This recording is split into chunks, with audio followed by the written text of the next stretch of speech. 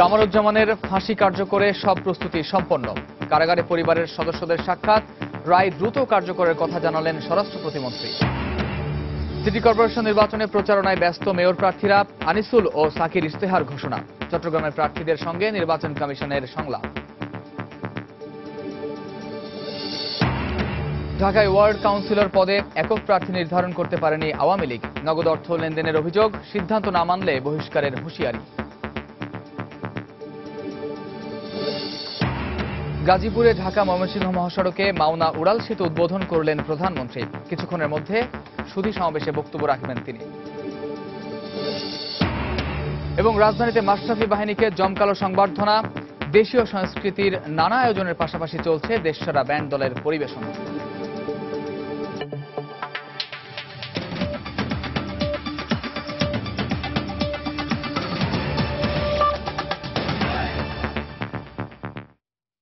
সময় সংবাদের সঙ্গে আছি আমি কামরুজ্জামান মামুন।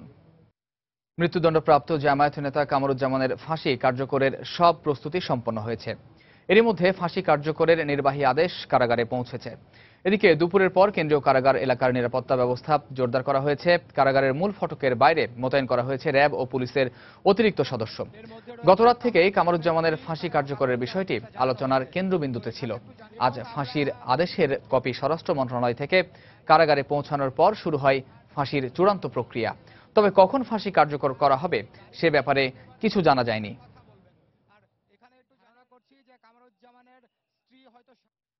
এদিকে মানবতা বিরোধী অপরাধে ফাঁসির দণ্ডপ্রাপ্ত জামায়াত নেতা কামরুজ্জামানের সঙ্গে শেষ দেখা করার জন্য ঢাকা কেন্দ্রীয় কারাগারে গেছেন তার পরিবারের সদস্যরা। বিকেল 4টার পর একটি মাইক্রোবাস ও একটি জিপে করে তারা কারা ফটকে পৌঁছান। কামরুজ্জামানের স্ত্রী, ভাই, বড় ছেলে, মেজ ছেলে, মেয়ে, বোন সহ পরিবারের 24 সদস্য ছিলেন। গাড়ি কারা ফটকে পৌঁছানোর পর আইন শৃঙ্খলা রক্ষা বাহিনীর সদস্য ও গণমাধ্যম কর্মীদের উপচে পড়া ভিড় ঠেলে তাদের কারাগারের ভেতরে ঢুকতে দেখা যায়। কারাবিধি অনুযায়ী পরিবারের সদস্যরা কামরুজ্জামানের সঙ্গে 1 ঘণ্টা কথা বলার সুযোগ পাবেন।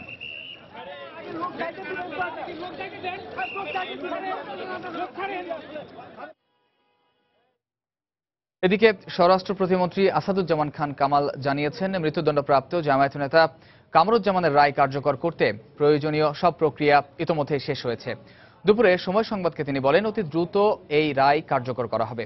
এ সময় তিনি আরো জানান, ফাঁসি কার্যকরের আদেশ কারাগারে পাঠানো হয়েছে। প্রাণ ভিক্ষা চাওয়ার তিনি সময় চেয়েছিলেন, তিনি উকিলদের সঙ্গে পরামর্শ করার সময় চেয়েছিলেন, আবার নিজের ব্যক্তিগত সময় চেয়েছিলেন। সব সময়গুলি তাকে দেওয়া হয়েছে। ম্যাজিস্ট্রেটের সামনে তিনি জবানবন্দি দিয়েছেন যে তিনি প্রাণ ভিক্ষা চাবেন না। ম্যাজিস্ট্রেটের লিখিত এটাও আমাদের হাতে আসছে। কাজে পরবর্তী যেই ডিসিশনটা কোর্টের মাধ্যমে যেটা রয়েছে সেইটার প্রক্রিয়া এখন চলছে। কোনো বাধা নেই, কোনো চাপ নেই এবং রায় অনুযায়ী দণ্ডাদেশ হবে, অতি দ্রুতই হবে। দর্শক, এই মুহূর্তে ঢাকা কেন্দ্রীয় কারাগারের সামনে আছেন আমাদের রিপোর্টার খান মোহাম্মদ রুমেল। সবশেষ খবর জানতে সরাসরি চলে যাচ্ছি রুমেলের কাছে। রুমেল। মামুন, আপনি জানেন যে আজকে 4টা থেকে 5টা পর্যন্ত কামরুজ্জামানের পরিবারের সদস্যদেরকে সময় দেওয়া হয়েছিল কারাগারের পক্ষ থেকে, তারা যেন এসে কামরুজ্জামানের সঙ্গে দেখা করেন।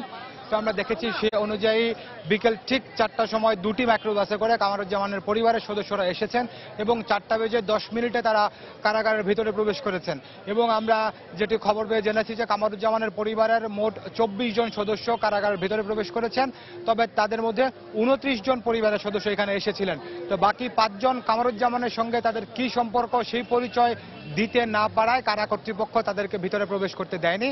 তবে যে 24 জন ভিতরে প্রবেশ করেছে আমরা জেনেছি তাদের মধ্যে 11 জন নারী, 11 জন পুরুষ এবং 2 জন শিশু রয়েছে। এবং এরা হচ্ছেন কামরুজ্জামানের 2 ছেলে এবং তাদের ছেলের বউ এবং কামরুজ্জামানের স্ত্রী, কামরুজ্জামানের মেয়ে এবং কামরুজ্জামানের ভাই সহ পরিবারের অন্যান্য সদস্যরা। এবং আমরা যেটি আগেই থেকে জানতাম যে কামরুজ্জামানের পরিবারের সদস্যদেরকে বলা হয়েছিল তাদেরকে 5টা পর্যন্ত সময় দেওয়া হবে। তো এখন 5টা বাজে আমরা যেটি দেখেছি এখনো পর্যন্ত কিন্তু কামরুজ্জামানের পরিবারের সদস্যরা কিন্তু কারাগার থেকে বের হয়ে আসেননি। একটু আপনাকে আমি মনে করিয়ে দিতে চাই, এর আগে অর্থাৎ গত সোমবার যেদিন কামরুজ্জামানের রিভিউ আবেদনটি খারিজ হয়ে যায় এবং কামরুজ্জামানের বিরুদ্ধে যে মৃত্যুদণ্ডের আদেশ ছিল সেটি যখন বহাল রাখা হয়, সেই দিনও কিন্তু কামরুজ্জামানের পরিবারের সদস্যদেরকে ডেকে পাঠানো হয়েছিল এবং সেই দিন তাদেরকে যে সময় দেওয়া হয়েছিল তার অনেকটা পরে তারা কেন্দ্রীয় কারাগারে এসেছিলেন এবং তখন কিন্তু তাদেরকে অনেক বেশি সময় কারাগারের ভিতরে থাকতে দেওয়া হয়েছিল। তো ধারণা করা হচ্ছে আজ আজকে যেহেতু এটি কামরুজ্জামানের সঙ্গে তার পরিবারের সদস্যদের শেষ দেখা, তো সুতরাং স্বাভাবিকভাবে হয়তো মানবিক কারণ বিবেচনা করে তাদেরকে নির্দিষ্ট সময়ের আরো কিছুটা বেশি সময় কেন্দ্রীয় কারাগারে কামরুজ্জামানের সঙ্গে সাক্ষাৎ করার এবং কথা বলার জন্য দেয়া হতে পারে, আমরা এমনটাই এখানে থেকে ধারণা করছি। আর আপনি জানেন যে আজকে যখন কামরুজ্জামানের পরিবার সদস্যকে ডাকা হয় তার আগেই কিন্তু কামরুজ্জামানের যে মৃত্যুদণ্ডের আদেশটি রয়েছে সেটির যে নির্বাহী আদেশের কপি স্বরাষ্ট্র মন্ত্রণালয় থেকে কারা কর্তৃপক্ষ যে নিয়ে এসেছিল এবং সেটি কামরুজ্জামানকে জানানো হয়েছে এবং এর পরপরই তাকে পরিবারের সদস্যদের সঙ্গে দেখা করার সুযোগ দেওয়া হয়েছে। তো এই প্রক্রিয়াগুলো যেহেতু চলছে, তো সুতরাং সেই থেকে ধারণা করা হচ্ছে যে কামরুজ্জামানের যে মৃত্যুদণ্ডটি রয়েছে সেটি হয়তো আজকেই কার্যকর করা হবে। এই মুহূর্তে আপনি যদি কারাগারের চিত্রের কথা যদি আপনাকে আমি একটু বলি, এই মুহূর্তে কারা ফটকের ঠিক সামনে আপনি হয়তো দেখতে পাচ্ছেন যে দুটি মাইক্রোবাস রাখা রয়েছে। এই দুটি মাইক্রোবাসে করে কামরুজ্জামানের পরিবারের সদস্যরা এখানে এসেছেন এবং এই মুহূর্তে দেখছেন যে কেন্দ্রীয় কারাগার এলাকায় নিরাপত্তা কিন্তু অত্যন্ত জোরদার করা হয়েছে। কারা ফটকের ঠিক সামনে আপনি দেখছেন যে র্যাবের সদস্যরা অবস্থান করছেন এবং তাদের পিছনে এই যে কারা পুলিশ রয়েছে তারা রয়েছেন এবং বিভিন্ন গোয়েন্দা সংস্থার লোকজন এখানে অবস্থান করছেন। আর এই কারা ফটকের ঠিক সামনে ছাড়াও কিন্তু আশপাশের এলাকাতেও কিন্তু পুলিশের অনেক সদস্য দাঁড়িয়ে আছেন এবং এখানে কিন্তু সাদা পোশাকে বিভিন্ন গোয়েন্দা সংস্থার লোকজনও আছেন। তো আপনাকে আমি যদি কামরুজ্জামানের মামলার বিষয়ে একটু জানাতে চাই যে 2010 সালে কামরুজ্জামানকে গ্রেপ্তার করা হয় এবং 2011 সালে কামরুজ্জামানকে মানবতা বিরোধী অপরাধে গ্রেপ্তার দেখানো হয়। তো এরপরে কামরুজ্জামানের বিরুদ্ধে মানবতা বিরোধী অপরাধের 7টি অভিযোগ আনা হয় আন্তর্জাতিক অপরাধ ট্রাইব্যুনালে এবং এই 7টি অভিযোগে কামরুজ্জামানের যে বিচার কাজটি হয় সেটি হচ্ছে 2013 সালের 9 মে ট্রাইব্যুনাল 2 থেকে কামরুজ্জামানের বিরুদ্ধে আনা 7টি অভিযোগের মধ্যে 5টি অভিযোগ প্রমাণিত হয় এবং এর মধ্যে 2টি অভিযোগ অর্থাৎ সোহাগপুর পুরে বিধবা পল্লীতে গণহত্যা চালানো, এই অভিযোগে কামরুজ্জামানকে মৃত্যুদণ্ড দেওয়া হয় এবং তার আরেকটি অভিযোগ যে মুক্তিযোদ্ধা গোলাম মোস্তফাকে হত্যা, এই অভিযোগে কামরুজ্জামানকে মৃত্যুদণ্ড দেওয়া হয় এবং বাকি যে 3টি অভিযোগ প্রমাণিত হয়েছিল সেইগুলোতে বিভিন্ন মেয়াদে সাজা দেওয়া হয়। তো পরবর্তীতে কামরুজ্জামান এই রায়ের বিরুদ্ধে আপিল করেছিলেন এবং আপিলে কামরুজ্জামানকে সোহাগপুর গণহত্যার দায়ে মৃত্যুদণ্ড এবং মুক্তিযোদ্ধা গোলাম মোস্তফাকে হত্যার দায়ে যাবজ্জীবন কারাদণ্ড দেওয়া হয়েছিল এবং এই আদেশের বিরুদ্ধে কামরুজ্জামান রিভিউ আবেদন করেছিলেন। সেই রিভিউতেও একই আদেশ বহাল রয়েছে এবং নানা প্রক্রিয়া শেষে আজকে কামরুজ্জামানের পরিবারের সদস্যদেরকে ডেকে পাঠানো হয়েছে এবং ধারণা করা হচ্ছে যে আজকে কামরুজ্জামানের মৃত্যুদণ্ডটি। সহকর্মী রুমেল যোগ দিয়েছিলেন ঢাকা কেন্দ্রীয় কারাগারের সামনে থেকে। রুমেল, আপনি থাকুন সেখানে, পরবর্তীতে আমরা আবারও যোগাযোগ করবো আপনার সাথে। দর্শক, গাজীপুরে ঢাকা ময়মনসিংহ মহাসড়কে উড়াল সেতু উদ্বোধনের পর মাওনা পেয়ার আলী কলেজ মাঠে সুধী সমাবেশে বক্তব্য রাখছেন প্রধানমন্ত্রী শেখ হাসিনা। আমরা সরাসরি চলে যাচ্ছি সেখানে।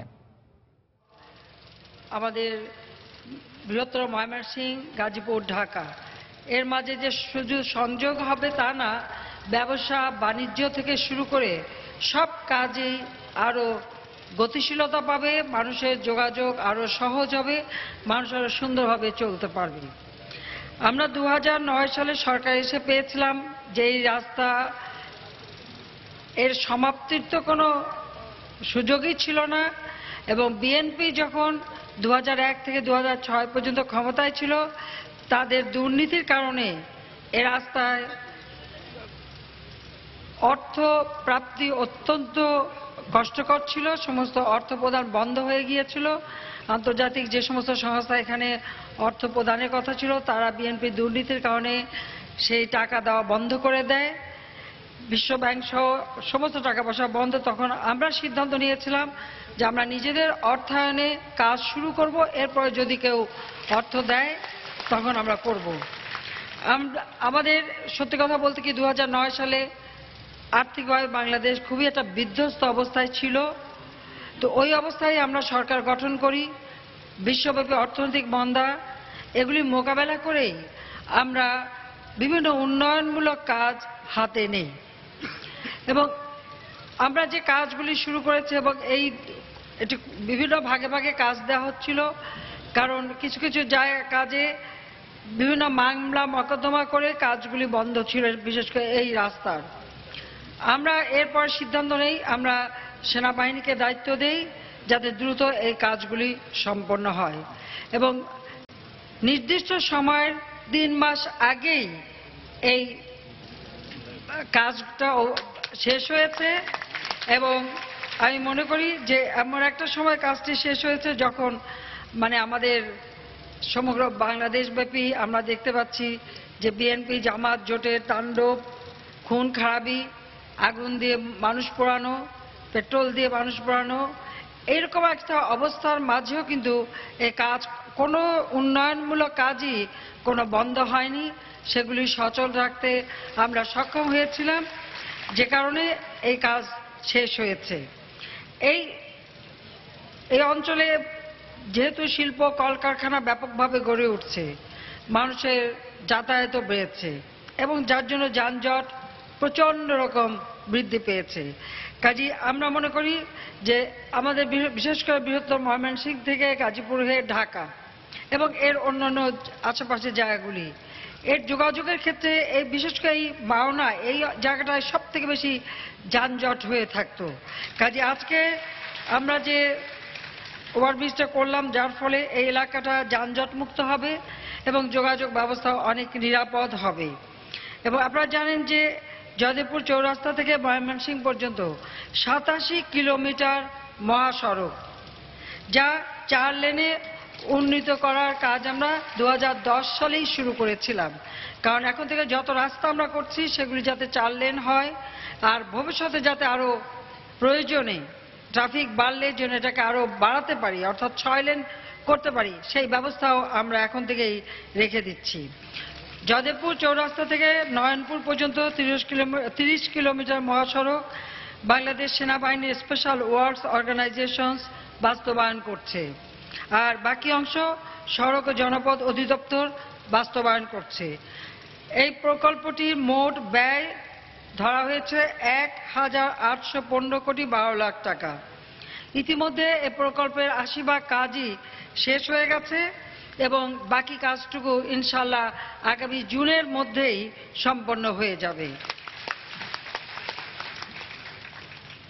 এই মহাসড়কেরই ঠিক 27 কিলোমিটারে এসেই এই মাওনা ফ্লাইওভার নির্মাণ শুরু হয়েছে।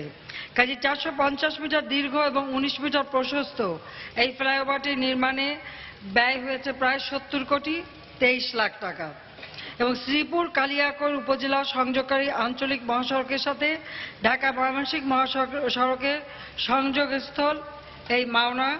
এখানে যে তীব্র যানজটের সৃষ্টি হয় ফ্লাইওভারটি নির্মাণের ফলে, এখন থেকে এর উপর দিয়ে ঢাকা ময়মনসিংহগামী সমস্ত যানবাহন এবং নিচ দিয়ে মাওনা শ্রীপুরের যানবাহন নির্বিঘ্নে চলাচল করতে পারে, কোনো অসুবিধা আর হবে না।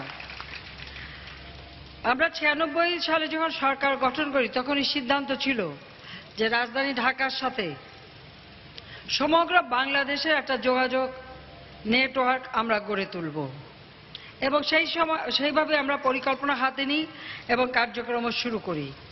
এবং আপনারা একটু স্মরণ করে দেখবেন যে তখনই কিন্তু এই বড় বড় রাস্তাগুলি, ব্রিজ সব নির্মাণ আমরা শুরু করেছিলাম। কিন্তু আমাদের দুর্ভাগ্য যে 2001-এ যখন বিএনপি ক্ষমতায় আসে, এই সমস্ত কাজগুলি তারা আর এগিয়ে নিয়ে যেতে পারেনি, প্রায় কাজ বন্ধ হয়ে যায়, নানা রকম জটিলতার সৃষ্টি হয়।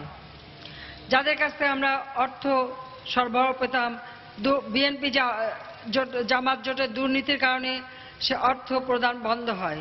এমনি একটা অবস্থার মাঝে 2009-এ আমরা সরকার গঠন করি। তখন থেকে আমরা শুরু করি যে এই যোগাযোগ ব্যবস্থা আরো উন্নত করা। কারণ একটা যোগাযোগ ব্যবস্থা হলে মানুষের জীবন মান উন্নত হয়, ব্যবসা বাণিজ্য বাড়ে, কর্মদক্ষতা বাড়ে এবং যেটা উন্নয়নের জন্য অত্যন্ত গুরুত্বপূর্ণ। কাজে আমরা 2009 থেকে 2014 এই 5 বছর সরকার পরিচালনা করি। এরপর 2014 সালে জানুয়ারি মাসে যখন নির্বাচন হলো, আমরা পুনরায় নির্বাচিত হয়ে আমরা সুষ্ঠুভাবে 1 বছর দেশ পরিচালনা করি।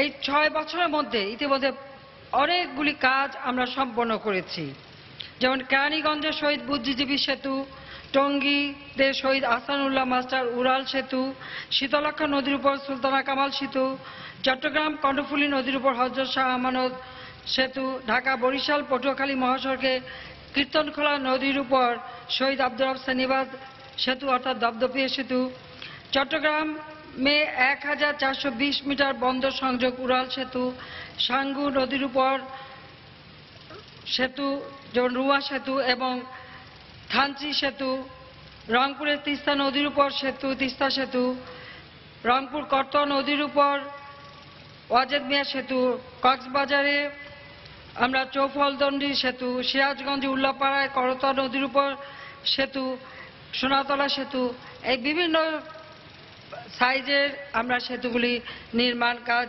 ইতিমধ্যে সম্পন্ন করেছি। তাছাড়া ঢাকার যানজট নিরসনের জন্য অনেকগুলি পদক্ষেপ আমরা নিয়েছি। আপনারা জানেন যে ঢাকায় Banani railway overpass, Mirpur airport রোডে রাষ্ট্রপতি জিল্লুর রহমান ফ্লাইওভার, কুড়িল বিশ্ব রোড, বহুমুখী উড়াল সেতু এবং মেয়র মোহাম্মদ হানিফ উড়াল সেতু, যেটা একেবারে পলাশী থেকে শুরু হয়ে গুলিস্তান হয়ে যাত্রাবাড়ি পর্যন্ত সেটা গিয়েছে। অর্থাৎ ঢাকা থেকে এখন যারা সিলেট, কুমিল্লা বা নারায়ণগঞ্জ যান তাদের আর কোনো কষ্ট করতে হয় না। যাত্রাবাড়ি যানজট, এই যানজটে আর আটকা পড়ে থাকতে হয় না, সে যানজট মুক্ত হয়েছে। আমরা মগবাজার মালিবাগ ফ্লাইওভারের নির্মাণ কাজও শুরু হয়েছে এবং সেটা খুব তাড়াতাড়ি শেষ হয়ে যাবে। আরিচা, ঘিওর, দৌলতপুর, নাগরপুর, টাঙ্গাইল সড়ক উন্নয়ন করা হয়েছে, পিরোজপুর গোপালগঞ্জ সড়ক উন্নয়ন এবং এখানে শেখ লুৎফর রহমান মধুমতি নদীর উপর শেখ লুৎফর রহমান সেতু নির্মাণ কাজও আমরা সম্পন্ন করেছি। আরো অনেক সেতুর কাজ এখনো চলছে, অনেকগুলি প্রায় শেষ হয়েছে, কিছু আরো শেষ হওয়ার পথে। যেমন পটুয়াখালী কুয়াকাটা এই সড়কে আন্দামানিক নদীর উপর শহীদ শেখ কামাল সেতু, পিরোজপুর বালেশ্বর নদীর উপর শেখ ফজলুল হক মনি সেতু, হাজিপুরে শহীদ শেখ জামাল সেতু ও খেপুপাড়া ভাঙ্গা নদীর উপর শেখ রাসেল সেতু, এই সেতুরও নির্মাণ কাজ চলমান রয়েছে এবং খুব তাড়াতাড়ি শেষ হয়ে যাবে, অনেকগুলি এখনই প্রায় শেষ হয়েছে। তাছাড়া সিলেটের সুরমা নদীর উপর কাজীর বাজার সেতু, বরিশাল পটুয়াখালী কুয়াকাটা মহাসড়কে পায়রা নদীর উপর পায়রা সেতু, যেটা লেবুখালী সেতু বলে, মাদারীপুর শরীয়তপুর চাঁদপুর সড়কে কাজীর থেকে আরিয়াল খাঁ সেতু, আসমত আলী খান সেতু সহ আরিয়াল খাঁ নদীর উপর আরো তিনটা সেতু নির্মাণ শুরু হয়েছে। যাত্রাবাড়ি কাঁচপুর সড়ক 8 লেনে উন্নীতকরণের কাজ শেষ হয়ে গেছে, এই তিনটা কাজও শেষ। আর যাত্রাবাড়ি কাঁচপুর এই সড়কটাকে 8 লেনে উন্নীত করা হচ্ছে, যাতে কাঁচপুরে যে আর আটকে থাকতে না হয়, সেভাবে যেতে পারে সে ব্যবস্থাও আমরা করেছি। এবং হযরত শাহজালাল আন্তর্জাতিক বিমানবন্দর থেকে গাজীপুর পর্যন্ত 20 কিলোমিটার বাস র্যাপিড ট্রানজিট নির্মাণ করা হচ্ছে। জয়দেবপুর থেকে এলেঙ্গা পর্যন্ত 70 কিলোমিটার সড়কে 4 লেনে উন্নীত কাজ এগিয়ে চলছে। ঢাকা চট্টগ্রাম জাতীয় মহাসড়কে 4 লেন বিশিষ্ট দ্বিতীয় কাঁচপুর সেতু, তৃতীয় মেঘনা ও দ্বিতীয় গোমতী সেতু নির্মাণ কাজও এগিয়ে চলেছে। নারায়ণগঞ্জে তৃতীয় শীতলক্ষ্যা সেতু ঢাকা বাস র্যাপিড ট্রানজিট ডেভেলপমেন্ট প্রজেক্টের আওতায় এলিভেটেড এমআরটি লাইন 6 নির্মাণের কাজ চলছে, এটা প্রায় 20 কিলোমিটার হবে। চট্টগ্রাম থেকে দাউদকান্দি পর্যন্ত 192 কিলোমিটার সড়ক 4 লেনে উন্নীত করবারও কাজ শেষ পর্যায়ে। সেই সাথে সাথে আপনারা জানেন যে রেল মন্ত্রণালয়টাকে আমরা আলাদা করেছি এবং রেল লাইনের যোগাযোগ আমরা করেছি। যেমন আমরা যমুনা নদীর উপর যখন বঙ্গবন্ধু সেতু আমরা করলাম, এই সেতুর সাথে আমরা রেল লাইন দিয়েছিলাম এবং সেখানে টাঙ্গাইল থেকে জয়দেবপুর পর্যন্ত আমরা রেল লাইনও করে দিয়েছি। কাজী রেল যোগাযোগ সেখানে ঢাকা চট্টগ্রামে ডাবল লাইন আমরা করে দিচ্ছি এবং রেল যোগাযোগটার উপরও আমরা গুরুত্ব দিয়েছি। ইতিমধ্যে আরো অনেকগুলি আমাদের প্রকল্প রয়েছে, যেমন ওয়েস্টার্ন বাংলাদেশ ব্রিজ ইমপ্রুভমেন্ট প্রজেক্টের আওতায় বাংলাদেশের পশ্চিমাঞ্চলে 60টি সেতু নির্মাণ হবে, 60 অর্থাৎ 60টি সেতু নির্মাণ। আরিচা, ঘিও, টাঙ্গাইল মহাসড়কে ধলেশ্বরী নদীর উপরে দীর্ঘ এলাসিন সেতু নির্মাণ, 16 কিলোমিটার দীর্ঘ নবীনগর ডিপিজেড চন্দ্রা মহাসড়ক, এটাকে 4 লেনে উন্নীত করে দেওয়া হচ্ছে। আরো বাস্তবায়নধীন উল্লেখযোগ্য প্রকল্পের মধ্যে রয়েছে ইস্টার্ন বাংলাদেশ ব্রিজ ইমপ্রুভমেন্ট প্রজেক্টের আওতায় সারা দেশে মহাসড়ক মেরামত ও সংস্কার উন্নয়ন সম্প্রসারণের জন্য জেলাভিত্তিক 10টি জেলা মহাসড়ক উন্নয়ন প্রকল্প আমরা হাতে নিয়েছি। কারণ আমাদের জনসংখ্যা বাড়ছে, যোগাযোগ বাড়ছে, কাজে রাস্তাগুলি আরো আমরা উন্নত করে দিচ্ছি। গত 6 বছরে আমরা বিআরটিসির বাস বহরে 380টি নন এসি একতলা বাস, 338টি একতলা এসি বাস, 290টি দোতলা বাস, 50টি আর্টিকুলেটেড বাস সহ 998টি বাস আমরা বিআরটিসির জন্য সংগ্রহ করেছি, কারণ আমাদের দেশের সাধারণ মানুষ এই বিশেষ করে এই বাসেই চলাচল করে। তাছাড়া ভবিষ্যতের জন্য আরো 300টি দোতলা বাস, 100টি আর্টিকুলেটেড বাস এবং 500টি ট্রাক সংগ্রহের প্রক্রিয়া চলছে। ঢাকা, চট্টগ্রাম মহানগর ও পার্শ্ববর্তী এলাকায় আধুনিক ট্যাক্সি ক্যাব সার্ভিসও চালু করা হয়েছে। আপনারা জানেন যে পদ্মা সেতু নিয়ে এটা একটা চ্যালেঞ্জ ছিল বাংলাদেশের জন্য, কারণ এই পদ্মা সেতু নিয়ে দুর্নীতির একটা অভিযোগ তোলা হয়েছিল বিশ্ব ব্যাংকের পক্ষ থেকে এবং এটা তুলে সেটা টাকা বন্ধ করে দিয়েছিল। আমি ঘোষণা দিয়েছিলাম আমরা নিজস্ব অর্থায়নে এই পদ্মা সেতু নির্মাণ করব। আল্লাহর রহমতে পদ্মা সেতু নির্মাণ কাজ আমরা শুরু করেছি। বাংলাদেশ এখন নিজস্ব অর্থায়নে এত সবথেকে বৃহৎ প্রজেক্ট এটা করবার মতো সক্ষমতা অর্জন করেছে। আমাদের রিজার্ভ 23 বিলিয়নের উপর আমরা বৃদ্ধি করতে সক্ষম হয়েছি। রেমিটেন্স 14 বিলিয়নের উপর বৃদ্ধি পেয়েছে। আমাদের রপ্তানি 30 বিলিয়নের উপর বৃদ্ধি পেয়েছে। আমরা এভাবে প্রত্যেকটা ক্ষেত্রে উন্নতি করে যাচ্ছি এবং দারিদ্র্য হ্রাসের ক্ষেত্রেও বাংলাদেশ অগ্রগতি লাভ করেছে। আজকে আমরা প্রায় 24 ভাগে নামিয়ে এনেছি। আমাদের টার্গেট আগামী 3 বছর 9 মাস আমাদের হাতে সময়, এর মধ্যে আরো 10 ভাগ দারিদ্র্য আমরা হ্রাস করব। হতদরিদ্রের হারও আমরা প্রায় 9 ভাগে নামিয়ে এনেছি। ইনশাল্লাহ এই বাংলাদেশে আর ওই হতদরিদ্র থাকবে না, আর দরিদ্র দেশ বলে আমাদের কেউ অবহেলা করতে পারবে না। আওয়ামী লীগ জাতির পিতা বঙ্গবন্ধু শেখ মুজিবের নেতৃত্বে এদেশের স্বাধীনতা এনে দিয়েছে, তাই আওয়ামী লীগ ক্ষমতা আসলেই দেশের উন্নতি হয়। দৃশ্যমান উন্নতি বলতে যা আওয়ামী লীগই করে, কারণ আওয়ামী লীগ করে মনের টানে। এ দেশ আমরা স্বাধীন করেছি, দেশের মানুষের কল্যাণ চাই, দেশের মানুষের জীবন মান উন্নত হোক, সেটাই আমরা চাই। আমরা বিনা পয়সায় বই দিচ্ছি, সেই প্রাক প্রাথমিক থেকে এসএসসি পর্যন্ত। আমরা ছেলে মেয়েদের বৃত্তি দিচ্ছি, লেখাপড়ার মান আমরা উন্নত করছি, শিক্ষা নীতিমালা আমরা দিয়েছি, স্বাস্থ্য নীতিমালা দিয়েছি। আমরা কমিউনিটি হেলথ ক্লিনিকের মাধ্যমে স্বাস্থ্যসেবা জনগণের দোরগোড়ায় পৌঁছে দিচ্ছি। আমরা দারিদ্র্য বিমোচনের জন্য বহুমুখী কর্মসূচি বাস্তবায়ন করে যাচ্ছি। আপনারা জানেন সেখানে সামাজিক নিরাপত্তা বেষ্টনীর বিভিন্ন কাজ আমরা করে দরিদ্র মানুষকে সাহায্য করছি। যারা বয়স্ক, বিধবা, প্রতিবন্ধী তাদের ভাতার ব্যবস্থা করে যাচ্ছি, মুক্তিযোদ্ধাদের ভাতা দিচ্ছি। দারিদ্র্য বিমোচনের জন্য একটা কর্মসূচি আমরা হাতে নিয়েছি। আপনারা জানেন এই কর্মসূচির একটু পিছনে ইতিহাস আছে।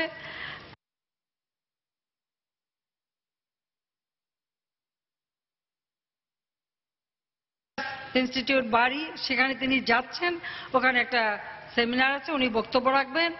আমি আমার পার্লামেন্ট আমার সিটেই বসা, আমি ওনাকে বললাম যে আমার একটা চিন্তা আছে, একটা ধারণা আছে, তা আমি আপনাকে একটু দিতে চাই, আপনি যারা গবেষণা করে তাদেরকে দিতে পারেন যে এটা কাজ করা যায় কিনা, এটা বাস্তব কিনা, বাস্তবায়ন সম্ভব কিনা। তা উনি বললেন যে ঠিক আছে আমি নিয়ে যাবো। আমি এখানে বসে বিষয়টা লিখলাম, লিখে আমি ওনাকে দিলাম। দেখে হাতে স্বাভাবিক খুব তাড়াহুড়ো করে লিখছে, হাতে লেখাটা পড়া একটু কষ্টকর। আমি বললাম আমার অফিসে পাঠাচ্ছি, এটা এক্ষুনি আপনি যাবার আগে এটা টাইপ করে আপনার হাতে দিয়ে দেবে। সঙ্গে সঙ্গে আমি এটা টাইপ করে ওনার হাতে দিলাম, উনি ওখানে নিয়ে দিলেন এবং এটার উপরে বেশ কয়েক মাস কাজ করা হলো এবং এক পর্যায়ে তারা মতামত দিল যে এটা করা সম্ভব। সেই প্রজেক্টটার নাম হচ্ছে একটি বাড়ি একটি খামার প্রকল্প। এবং আপনারা জানেন যে রহমত আলী সাহেব নিজে দায়িত্ব নিলেন যে এটার পাইলট প্রজেক্ট আমরা শ্রীপুরে প্রথম করব, যেটা কতটুকু কার্যকর হয় সেটা আমরা দেখব। কাজে সেটা তিনি হাতে যখন নিলেন এবং এটা বাস্তবায়ন হলো এবং তার শুভ ফল আমরা পেলাম যে হ্যাঁ, দরিদ্র মানুষগুলি এই প্রকল্পের মাধ্যমে কাজ করে কিছুটা সচ্ছলতা অর্জন করতে পারে। কাজে আমরা এটা একটা প্রকল্প হিসেবে নিলাম। অত্যন্ত দুঃখের বিষয়, যেমন কমিউনিটি হেলথ ক্লিনিক প্রতি 6,000 জনগোষ্ঠী যে এলাকায় বাস করে, মানে কম বেশি 6,000 জনগোষ্ঠীর জন্য একটা স্বাস্থ্য কেন্দ্র আমরা করে দেব। প্রাথমিক চিকিৎসাটা মানুষ সেখানে বসে পাবে, এরপর উপজেলা স্বাস্থ্য কেন্দ্র, তারপর জেলা এবং বিশেষায়িত চিকিৎসার জন্য আসবে। একটা রেফারেল সিস্টেম আমরা করে দিয়েছিলাম। দুর্ভাগ্য যে বিএনপি ক্ষমতা এসে 2001-এ আমাদের কমিউনিটি ক্লিনিক বন্ধ করে দিল। আর এই একটি বাড়ি একটি খামার প্রকল্পটাও এটাকে প্রায় একেবারে মৃত প্রায় করে রেখে দিল, এটার কাজও সেভাবে করে নাই। আমরা 2009 এসে এই প্রকল্পের কাজ যখন শুরু করেছি, আজকে আমাদের দারিদ্র্য বিমোচনে এটা বিশেষ অবদান রেখে যাচ্ছে। কাজে আমি রহমত আলী সাহেবকে এই জন্য আন্তরিক ধন্যবাদ জানাই যে তিনি তার হাতে আমি তুলে দিয়েছিলাম, তিনি এটা কার্যকর করার ব্যাপারে দায়িত্ব নিয়েছিলেন এবং তিনি এর সফলতা দেখিয়েছিলেন। তার ফলে আজকে সারা বাংলাদেশে এই একটি বাড়ি একটি খাবার প্রকল্প কাজটা এগিয়ে চলছে। আমরা একটা পল্লী সঞ্চয় ব্যাংকও করে দিয়েছি, কারণ আমরা সবসময় শুনেছি ক্ষুদ্র ঋণ নেয় উচ্চ হারে সুদ দিতে হয় মানুষকে, আর এই গরিব মানুষ দিনরাত কাজ করে যা টাকা কামাই করে ওই সুদেই চলে যায়, নিজের পায়ে দাঁড়াতে পারে না, কিন্তু ওই সুদ টাকা আর ওই সুদ আর লোন এর উপরেই তাকে বেঁচে থাকতে হয়। ঠিক তার বিপরীতে আমরা ক্ষুদ্র সঞ্চয়ের দিকে মানুষকে নিয়ে যাওয়ার জন্য এই একটি বাড়ি একটি খামার প্রকল্প আমরা নিয়েছি, যা আমাদের বিশেষ করে পল্লীগ্রামে মহিলাদের কর্মসংস্থানে এটা আরো বেশি অবদান রেখে যাচ্ছে। এবং আমাদের ঘোষণা হলো 1 ইঞ্চি জমিও অনাবাদি থাকবে না, এবং যার যেটুকু জমি আছে অথবা খানাখন্দ যাই থাকুক, জমাটোবা যাই থাকুক, সবগুলি উৎপাদনমুখী করতে হবে এবং তাদের উৎপাদিত পণ্যটা আমরা সমবায়ের মাধ্যমে বিক্রি করার ব্যবস্থা নিচ্ছি। এবং আমাদের ভবিষ্যৎ পরিকল্পনা হচ্ছে এই উৎপাদিত পণ্যটাকে ক্ষুদ্র মাঝারি শিল্প করে প্রক্রিয়াজাত করা, বাজারজাত করা। এভাবে আমরা কিন্তু আমাদের গ্রামের অর্থনীতিকে আরো উন্নত করে গড়ে তুলতে পারি এবং সেই পদক্ষেপ আমরা নিয়েছি। আমাদের সরকারি প্রথম বর্গা চাষিদের বিনা জামানতে ঋণ দেওয়া শুরু করে, কারণ বর্গা চাষিরা অতীতে কখনো ঋণ পেত না। আমরা এই ঋণ প্রদান শুরু করি কৃষি ব্যাংকের মাধ্যমে। যুব সমাজের জন্য কর্মসংস্থান ব্যাংক করে দিই, বিনা জামানতে 2 লক্ষ টাকা যে কোনো যুবক ঋণ নিতে পারবে এবং ছোটখাটো ব্যবসা বাণিজ্য করে নিজের পায়ে দাঁড়াতে পারবে, তার বেকারত্ব দূর হবে। আমরা সেই ব্যবস্থা নিয়েছি এবং ন্যাশনাল সার্ভিসের মাধ্যমে ট্রেনিংও দিচ্ছি। এভাবে বাংলাদেশের জনগণের আর্থসামাজিক উন্নয়নের জন্য আমরা কাজ করে যাচ্ছি। কিন্তু আমাদের যেটা সবথেকে দুর্ভাগ্য, যে আমরা যখন দেশের উন্নয়নের জন্য কাজ করছি, আজকে আমাদের বাজেটের পরিমাণ প্রায় 3 গুণ আমরা বাজেটের পরিমাণ বৃদ্ধি করেছি, ব্যাপক হারে আমাদের উন্নয়ন চলছে। আমরা 2009 ক্ষমতায় এসে সকলে বেতন ভাতা বাড়িয়ে দিয়েছিলাম, সবাই জীবনটা যেন একটু সচ্ছলভাবে চলতে পারে, সেটাই আমাদের লক্ষ্য। কিন্তু যখন মানুষ একটু শান্তিতে থাকে, মানুষের উন্নয়ন হয়, মানুষ যখন একটা উন্নত জীবনের স্বপ্ন দেখতে শুরু করে, যখন সারা বিশ্বব্যাপী বাংলাদেশ উন্নয়নের একটা রোল মডেল হিসেবে তার স্থান করে নিয়েছে। সিটি কর্পোরেশন নির্বাচন অবাধ, সুষ্ঠু ও নিরপেক্ষ করতে কোনো ছাড় দেওয়া হবে না বলে জানিয়েছেন প্রধান নির্বাচন কমিশনার কাজী রকিবউদ্দিন আহমদ। সকালে চট্টগ্রামে সিটি কর্পোরেশন নির্বাচন নিয়ে মেয়র, সাধারণ কাউন্সিলর এবং সংরক্ষিত মহিলা কাউন্সিলর প্রার্থীদের সঙ্গে মতবিনিময় সভায় বক্তব্য রাখেন তিনি। এ সময় সিইসি বলেন, নির্বাচনে সেনাবাহিনী মোতায়েনের বিষয়ে আইন শৃঙ্খলা রক্ষা বাহিনীর সঙ্গে বৈঠকের পরই সিদ্ধান্ত নেওয়া হবে। বেলা 11টার দিকে চট্টগ্রামে হল 24 মিলনায়তনে এ মতবিনিময় সভার আয়োজন করা হয়। এ সময় প্রধান নির্বাচন কমিশনার প্রার্থীদের উদ্দেশ্যে দিক নির্দেশনামূলক বক্তব্য দেন। প্রার্থীদের উদ্দেশ্যে তিনি বলেন, নির্বাচনের যে কোনো সিদ্ধান্তের বিষয়ে আপিলের সুযোগ রয়েছে। এ সময় ভোটারদের নিরাপত্তা এবং প্রচারণার জন্য প্রার্থীদের সুষ্ঠু পরিবেশ সৃষ্টি করতে আইন শৃঙ্খলা রক্ষা বাহিনীর প্রতি নির্দেশ দেন তিনি। অনুষ্ঠানে আরও উপস্থিত ছিলেন নির্বাচন কমিশনার অবসরপ্রাপ্ত brigadier general Javed Ali, Mohammad Shahnawaz, Chittagong police commissioner Abdul Jalil Mondal এবং জেলা প্রশাসক মেজবাহ উদ্দিন। অনুষ্ঠানে 12 জন মেয়র প্রার্থী এবং তাদের প্রধান নির্বাচনী এজেন্ট, সাধারণ কাউন্সিলর ও সংরক্ষিত মহিলা কাউন্সিলর প্রার্থীরাও উপস্থিত ছিলেন।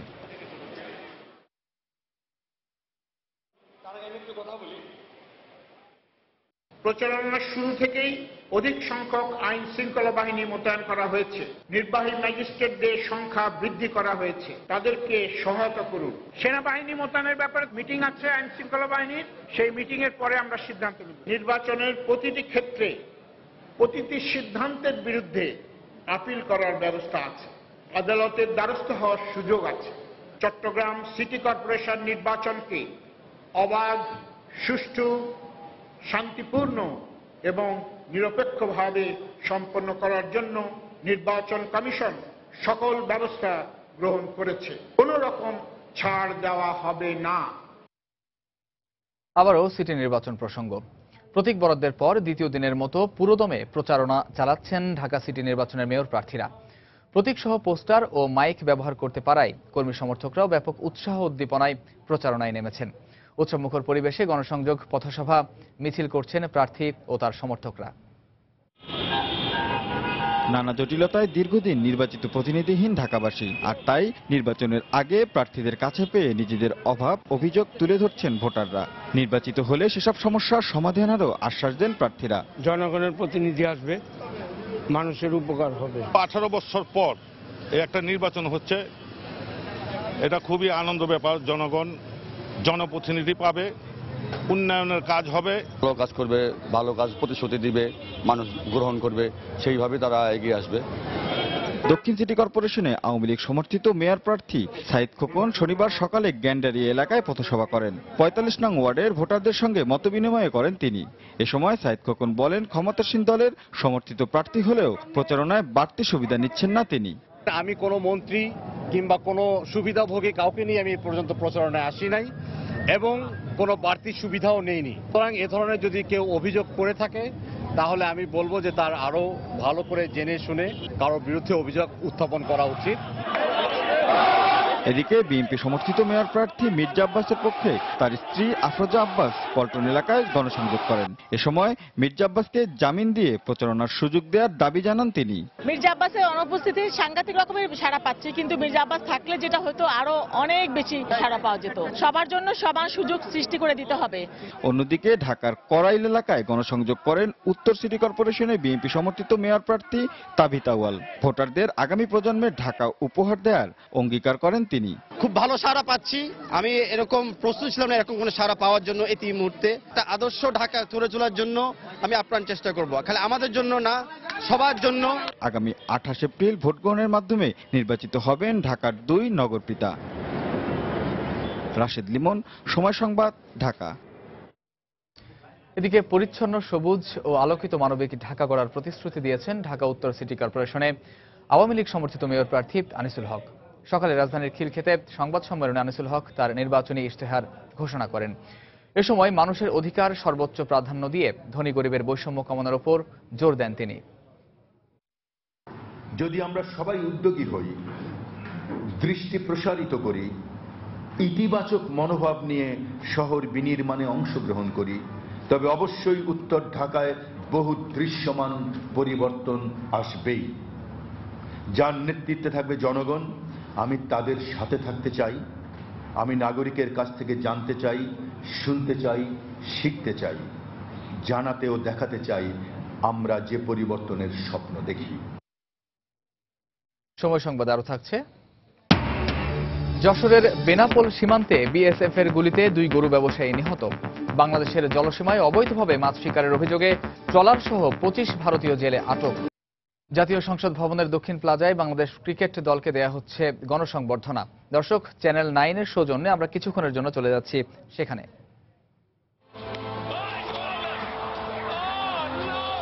আমরা পেছনের স্ক্রিনটিতে দেখতে পারি 2007-এর কথা মনে আছে? ইন্ডিয়ার বিরুদ্ধে খেলার মনে আছে?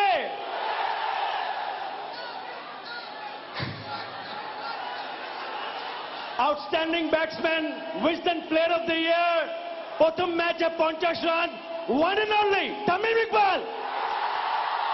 ওয়েলকাম অন স্টেজ আমাদের সবার প্রিয় তামিম ইকবাল।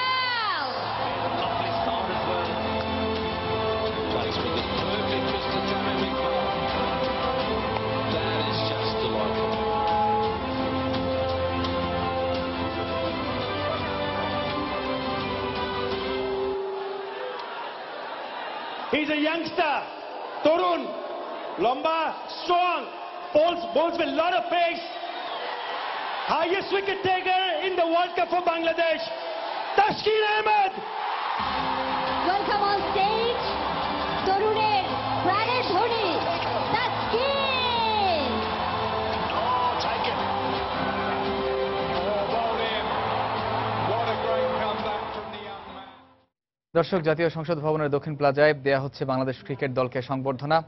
আমরা অল্প সময়ের জন্য চ্যানেল 9 এর সৌজন্যে সরাসরি ছিলাম সেখানে। ভোরে যশোরের বেনাপোল সীমান্তে বিএসএফ এর গুলিতে 2 গরু ব্যবসায়ী নিহত হয়েছেন। বিজিবির 23 battalion commander lieutenant colonel Abdur Rahim জানান, শুক্রবার রাতে বেনাপোলের পুটখালী সীমান্ত দিয়ে 5 থেকে 6 জনের একদল গরু ব্যবসায়ী ভারতে যায়। ভোরে গরু নিয়ে ফেরার পথে ঘোনার মাঠ এলাকায় তাদের লক্ষ্য করে গুলি ছোড়ে বিএসএফ। এতে শান্ত নামে এক গরু ব্যবসায়ী গুলিবিদ্ধ হয়ে ঘটনাস্থলে মারা যান। এ সময় আকু নামে আরও একজন গুলিবিদ্ধ হন। গুরুতর অবস্থায় তাকে উদ্ধার করে শার্শা উপজেলা স্বাস্থ্য কমপ্লেক্সে নিয়ে গেলে কর্তব্যরত চিকিৎসক মৃত ঘোষণা করেন। নিহত দুজনেরই বাড়ি বেনাপোলের পুটখালী এলাকায়।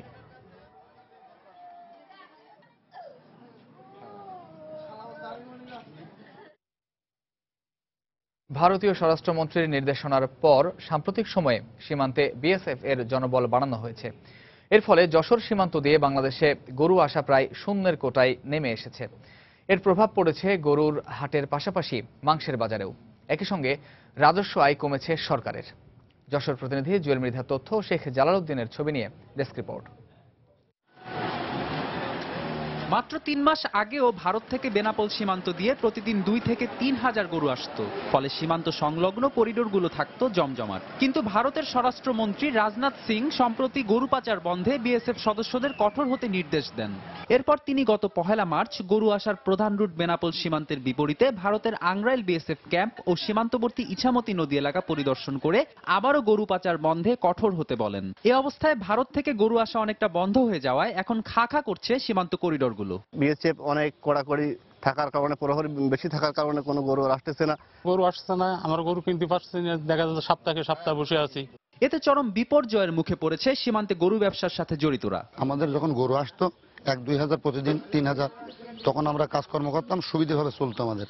এখন গরু আসে না, আমরা বেকার। গরু ট্রাক লোড করি, আগে যে বর্তমান 300, 400, 500 টাকা ইনকাম করতাম, এখন 50 টাকাও হয় না। ভারত থেকে গরু আসা কমে যাওয়ায় রাজস্ব আয়ও প্রভাব পড়েছে বলে জানালেন এ কর্মকর্তা। 2014 সালের অক্টোবর হইতে ডিসেম্বর পর্যন্ত রাজস্ব আদায় হয়েছে 11,78,93,600 টাকা।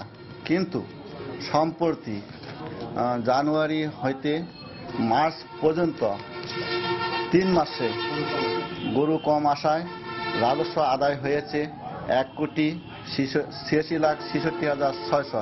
গরু আসা কমে যাওয়ায় তার প্রভাব পড়েছে হাটগুলোতেও। এতে গরুর দাম বৃদ্ধির পাশাপাশি সব ধরনের মাংসের দামও বেড়েছে।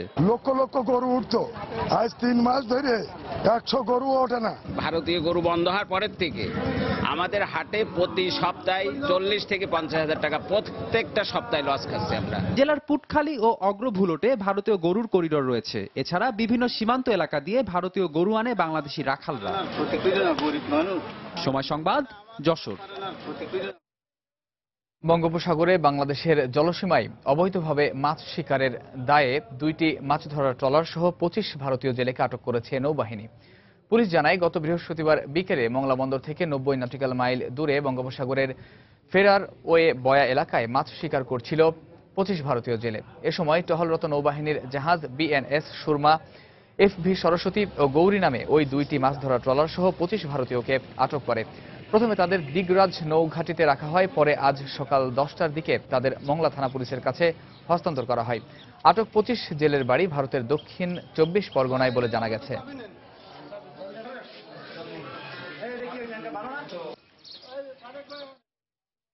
বাংলা বর্ষবরণের প্রস্তুতির খবর। বাঙালির প্রাণের উৎসব পহেলা বৈশাখকে ঘিরে নগর জুড়ে চলছে নানা প্রস্তুতি। বর্ষবরণে ব্যস্ত সময় পার করছেন নগরবাসী। উৎসব উদযাপনে পোশাকের পাশাপাশি মাটির তৈজসপত্র আর আনুষঙ্গিক সাজসজ্জার দোকানগুলোতেও ভিড় বেড়েছে ক্রেতাদের। এদিকে বর্ষবরণ উৎসবকে ঘিরে অতীতের লোকসান পুষিয়ে নেবার আশা করছেন ফুল ব্যবসায়ীরা। আরো জানাচ্ছেন ফাহমিদা শম্পা। বাঙালির উৎসব পার্বণে সাজসজ্জার অন্যতম অনুষঙ্গ ফুল। প্রাণের বৈশাখ উৎসবেও এর ব্যতিক্রম হয় না। বাহারি ফুলের মাঝে বৈশাখী উৎসবে চাহিদার শীর্ষে থাকে কাঠগোলাপ, বেলি, গোলাপ আর জারবেরা। বিগত দিনগুলোতে রাজনৈতিক অস্থিরতার কারণে বেচা বিক্রিতে ভাটা পড়লেও উৎসবকে সামনে রেখে ভালো মুনাফার প্রত্যাশা করছেন ফুল বিক্রেতারা। বৈশাখ উপলক্ষে বেলি ফুলটা বেশি চলে। ওই দিন যদি আপনার 1 লক্ষ বেলি ফুল আনা হয়, 1 লক্ষ বিক্রি হয়ে যায়। কাঠগোলাপ, কাঠবেলির গাঁজা এইগুলি বেশি চলে। অন্যান্য বছরে মোটামুটি ভালো থাকে, এই বছরটা একটু খারাপ গেছে, আশা করি বৈশাখীতে ভালো হবে। লাল সাদা পোশাকের সাথে খোপায় বেলি, রেশমি কাচের চুড়ি আর লাল টিপ ছাড়া বাঙালি নারীর বৈশাখ সাজ যেন অপূর্ণ। পোশাকের সাথে মিলিয়ে রেশমি চুড়ির খোঁজে তাই তরুণীরা ভিড় জমাচ্ছেন দোকানগুলোতে।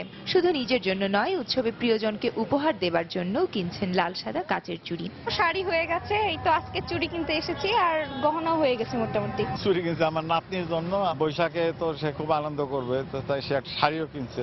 নানার কাছে একটা বায়না যায় চুড়ি দিতে হবে। খোপাতে ফুল দেওয়াটা আর হচ্ছে যে রেশমি চুড়ি ছাড়াটা বৈশাখটা সাজটা অসম্পূর্ণই থাকে। শুধু নিজেকে সাজাতে নয়, উৎসবের দিন অতিথি আপ্যায়নেও যাই শতভাগ বাঙালিয়ানা। আর তাই তো পান্তা, ইলিশ আর রকমারি ভর্তা পরিবেশনের জন্য বৈশাখের আগে চাহিদা বেড়েছে মাটির তৈজসপত্রের। ভর্তা রাখার জন্য, পান্তা খাওয়ার জন্য মাটির হাঁড়ি, মাটির প্লেট, একটু বাঙালিয়ানা থাকবে, বাংলাদেশের ঐতিহ্য। মাটির প্রোডাক্টের প্রোডাকশন আমাদের অনেক বেশি হচ্ছে বৈশাখ উপলক্ষে, এবং সেলও অনেক ভালো, কাস্টমার অনেক কিনছেন। পহেলা বৈশাখের বাকি মাত্র কয়েকটা দিন, তবু দিনটিকে সামনে রেখে বাঙালির নানা প্রস্তুতি জানান দিচ্ছে এসে গেছে পুরনোকে পেছনে ফেলে নতুন দিনের ডাকে এগিয়ে যাওয়ার সময়। ফাহমিদা শম্পা, সময় সংবাদ, ঢাকা। দেশের বাইরের খবর। পাকিস্তানের বেলুচিস্তানে বন্দুকধারীদের হামলায় অন্তত 20 নির্মাণ শ্রমিক নিহত ও 3 জন আহত হয়েছেন।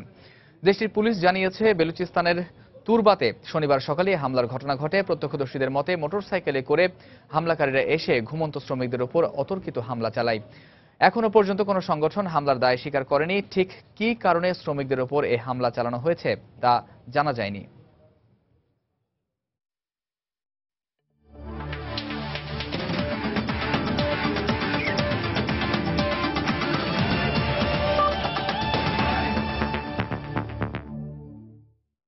স্প্যানিশ লিগের খবর। আজ রাতে মাঠে নামছে লা লিগার শিরোপা প্রত্যাশী সবগুলো দলই। রাত 8টায় সান্তিয়াগো বার্নাবুতে রিয়াল মাদ্রিদ মুখোমুখি হবে এইবারের। অন্য ম্যাচে বর্তমান চ্যাম্পিয়ন অ্যাটলেটিকো মাদ্রিদ খেলবে মালাগার বিপক্ষে, আর রাত 12টায় মেসির বার্সেলোনা মুখোমুখি হবে সেভিয়ার। এল ক্লাসিকোতে হারের পর টানা 2 জয়ে আবারও শিরোপা দৌড়ে ফিরেছে রিয়াল। তবে মাদ্রিদিস্তানের জন্য সুখবর হচ্ছে, এ ম্যাচে খেলতে পারবেন ক্রিস্টিয়ানো রোনালদো। বায়ো ভায়েকানোর বিপক্ষে হলুদ কার্ড দেখে সাসপেনশনে পড়লেও রিয়াল মাদ্রিদের আপিলে তা প্রত্যাহার করে নিয়েছে লিগ কমিটি। তবে হামেস রদ্রিগেজ ও টনি ক্রোসের সাসপেনশন বহাল আছে। চোটের কারণে খেলতে পারবেন না গ্যারেথ বেল। কিন্তু প্রতিপক্ষ দুর্বল এইবার। যে দলটির বিপক্ষে কখনো হারেনি লস ব্লাঙ্কোসরা, আর খেলাটা নিজেদের মাঠে সান্তিয়াগো বার্নাবুতে হওয়ায় পুরো 3 পয়েন্টই চায় কার্লো অ্যানচেলত্তির দল। এদিকে আরেক ম্যাচে বার্সেলোনার প্রতিপক্ষ সেভিয়া, পরিসংখ্যান ও শক্তিতে এগিয়ে আছে কাতালানরা। এছাড়া 30 ম্যাচে 33 গোল করা মেসি ও 25 ম্যাচে 17 গোল করা নেইমার আছেন দারুণ ছন্দে। তাই সেভিয়ার বিপক্ষে জয় তুলে নিয়ে মাঠ ছাড়বে লুই এনরিকের শিষ্যরা। দর্শক, এই পর্যায়ে শীর্ষ সংবাদগুলো জানিয়ে দিচ্ছি আরেকবার। কামারুজ্জামানের ফাঁসি কার্যকরে সব প্রস্তুতি সম্পন্ন। কারাগারে পরিবারের সদস্যদের সাক্ষাৎ, রায় দ্রুত কার্যকরের কথা জানালেন স্বরাষ্ট্র প্রতিমন্ত্রী। সিটি কর্পোরেশন নির্বাচনে প্রচারণায় ব্যস্ত মেয়র প্রার্থীরা। আনিসুল ও সাকির ইশতেহার ঘোষণা। চট্টগ্রামে প্রার্থীদের সঙ্গে নির্বাচন কমিশনের সংলাপ। ঢাকায় ওয়ার্ড কাউন্সিলর পদে একক প্রার্থী নির্ধারণ করতে পারেনি আওয়ামী লীগ। নগদ অর্থ লেনদেনের অভিযোগ, সিদ্ধান্ত না মানলে বহিষ্কারের হুঁশিয়ারি।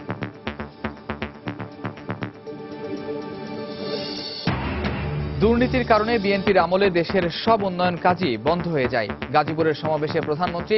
ঢাকা ময়মনসিংহ মহাসড়কে মাওনা উড়াল সেতু উদ্বোধন।